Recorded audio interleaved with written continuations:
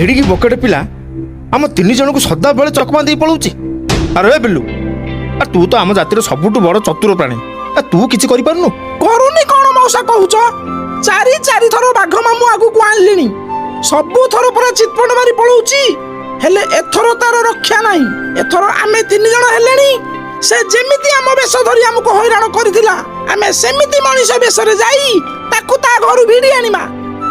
ଠିକ୍ କହିଛୁ ବିଲୁଆ, ଆଉ ଡେରି କରିବାନି। ଓଇରେ, ମଣିଷ ବେଶ କେମିତି ଧରିବୁ? ଆମ ପାଇଁ ମଣିଷ ବସ୍ତିରୁ ମଣିଷ ପୋଷାକ ଆଉ ନିଶ ଧରି ଆଣିବୁ। ଯା। ହଁ ହଁ, ମୁଁ ବୁଦ୍ଧି ବତେଇବି, ମୁଁ କାମ ବି କରିବି। ତୁମେ 2 ଜଣ କଣ ଶୁଖିଲାରେ ବାଳିଆ ପିଟିବ? ଆରେ ଯାଉଛୁ ନା ଏଇନା ପେଟରେ ପଶିବୁ? ନାଇଁ ନାଇଁ, ଯାଉଛି। ସେ ହାଉଆ ପାଟିଟା ବନ୍ଦ କର।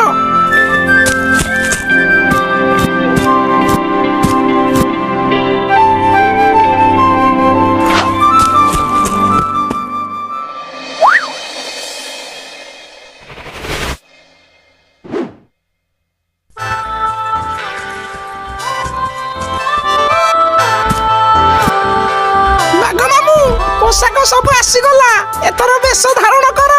ହଁ, ମତେ ସେ ନିଶ ଦାଢ଼ି ଆଉ ପକଡ଼ି ଦେ, ମୁଁ ପୁରୁଷ ବେଶ ହେବି, ଆଉ ସେ ବାଘକୁ ସ୍ତ୍ରୀ ଲୋକ ବନେଇ ଦବା। କଣ କହିଲୁ? ମୁଁ ସ୍ତ୍ରୀ ବେଶ ହେବି? ଦେବି ଯେ ଗୋଟେ ବ୍ରହ୍ମଚାପୁଡ଼ା, ତୋ ଦାନ୍ତ ଝଡ଼ିଯିବ। ଗୋଜିଆ ମୁହଁକୁ ଲମ୍ବା ଲାଜ, ନିଶ ଧରି କଣ ଦାନ୍ତ ରଳେଇବୁ? ଠିକ କଥା କହିଛ ମାମୁଁ। ତୁମେ ପୁରୁଷ ବେଶ ହୁଅ। କୁମ୍ଭୀର ମଉସା ତାଙ୍କ ଲାଞ୍ଜକୁ ପେଟରେ ଗୁଡ଼ାଇ ମୁଣ୍ଡରେ ଓଢ଼ଣା ପକେଇଲେ ଗର୍ଭଣୀ ସ୍ତ୍ରୀ ଲୋକ ପରି ଦେଖାଯିବେ। ହେଲା, ତୁ ଗୋଟେ ପିଲାର ପୋଷାକ ପିନ୍ଧି ମୁଣ୍ଡରେ ଗାମୁଛାଟେ ପକେଇଦେବୁ।